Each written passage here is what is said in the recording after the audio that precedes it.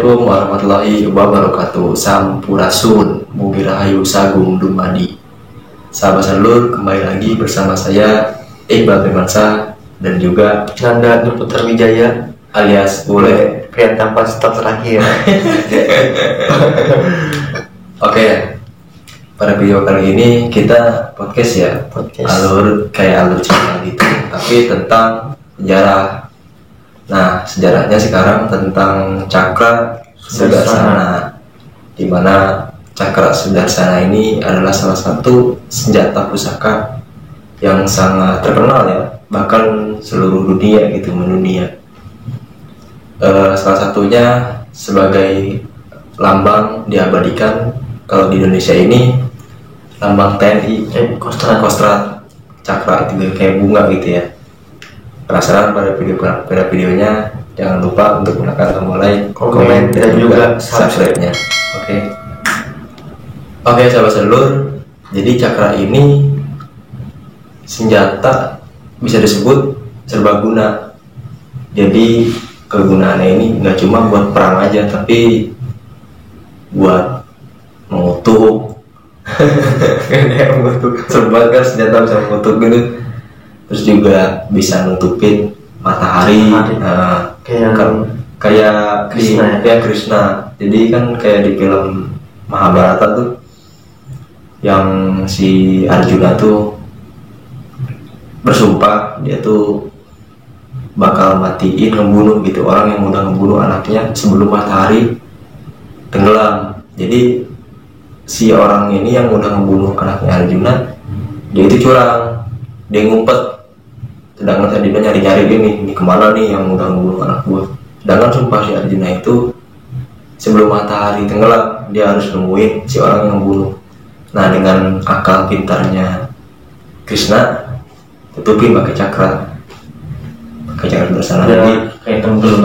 Jadi kelihatannya kayak gelap aja gitu, dunia tuh gelap gitu.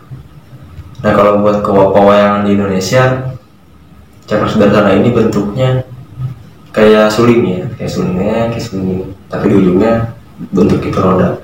Nah, rodanya itu bermata tombak, kira-kira ada 8 mata tombak. Kalau misalkan aslinya ada 108. Banyak banget matanya, iya, gede kan, udah pasti gede ya Cakra Sudarsana yang gede. Jadi Cakra Sudarsana ini sebetulnya senjata andalan Dewa Wisnu kan. Dewa itu ada 3 ya, Dewa Siwa, dewa yang paling terkenal gitu, Dewa Siwa, Dewa Wisnu, sama Dewa Brahma. Kalau Dewa Siwa itu kan Trisula senjatanya. Kalau Dewa Brahma itu kan Brahmastra, kayak anak panah. Tapi anak panah itu bahaya juga, bisa ledakannya kayak nuklir kalau zaman sekarang. Nah, kalau misalkan si Dewa Wisnu ini Cakra gitu. Jadi katanya sih, yang saya baca dari artikel, Cakra ini bisa dibilang diberi oleh Dewa Siwa, terus juga ada yang diberi oleh para guru-guru dewa gitu intinya. Nah, Cakra juga sebetulnya dia ini melambangkan, kalau misalkan kita bisa berpikir gitu, Cakra ini roda kehidupan. Jadi Cakra ini putar, iya. Jadi kan Cakra kan artinya roda kehidupan. Cakra bukan karena dia bulat berputar gini. Kita jadi kalau misalkan nonton film Mahabharata, kalau si Krishnanya megang Cakra pasti lagi muter di Cakra. Itu melambangkan roda kehidupan juga gitu Cakra tuh. Nah, Cakra ini paling berfungsi di waktu siang hari. Siang ya, lebih apa ya, ilmunya tuh kanuragannya tuh lebih kuat gitu siang, karena kan matahari juga tuh dia, energi dari matahari. Kalau di malam hari itu kurang tuh. Iya, jadi kalau matahari itu kalau misalkan malam hari itu agak kurang. Beda kalau sama senjata yang lain gitu. Kalau senjata yang lain kan malam bisa, siang juga bisa. Tapi ini yang paling bahaya, Cakra ini yang paling bahaya. Sebab ini tuh serbaguna. Dia bisa dipakai buat perang, bisa dipakai buat nyembuhin orang juga, bahkan bisa sampai mengutuk orang kan. Wah, serem banget cakra. Jadi sahabat dulu, sekali lagi cakra ini selain daripada senjata buat perang ataupun yang lain-lainnya, ini juga melambangkan simbolis kehidupan gitu. Kalian yang mau nanya kan nih, Biasanya cakra itu digunainnya sama siapa gitu ya? nah kalau cakra ini yang paling terkenal, yang sering makainya tuh Krishna. Krishna. Ya karena Krishna ini tugasnya dia itu selalu sebagai raja berat banget, banyak masalah banget dari perang Mahabharata, terus juga warga-warganya, rakyat-rakyatnya. Dia itu nggak bisa kalau tanpa cakra tuh kayaknya gimana ya, sulit gitu, bagaikan makan nasi tanpa garam, bagaikan makan sayur tanpa garam, dan bagaikan makan nasi tanpa lauk.